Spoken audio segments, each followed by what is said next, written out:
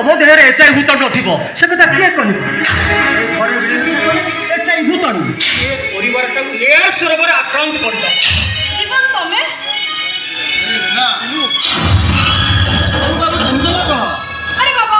तमे तो मते कहउथिलो जीवन तो मो सानो भाई बोली काई नहीं तो मो परिवार को तुमको केबा को जणाई किछि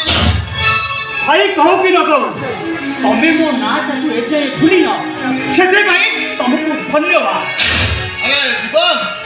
तू को नना भाई को जानछला कह एबे तो खिलाड़ी को पिए बात से बुझी आई दिन से अब कॉलेज खेल रे ये एक नंबर खेल तू बड़ो एते शीघ्र भूली हबो आ तुम दिजन क्लासमेट हां हां आमे हो जो क्लास में कौन भाउजो ओ भाई भाउजों को पाद धूली नब ना एचआईवी टेस्ट करी आसीबो धमक तो धमक हुए ओडिया घर रीतिनीति परंपरा को मु बुझाइबो यदि मो पाद धुली न निए ताला डाना धरी ए घर बाहर कर देबी कौन तुम देखो ना एटे तो मते के बाउची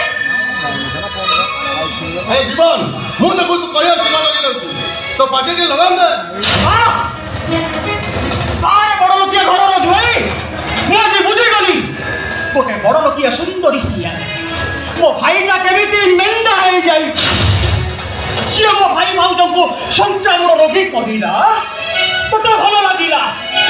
मु थोर टिके कहि देली बेली तो छातीटा कोराइबो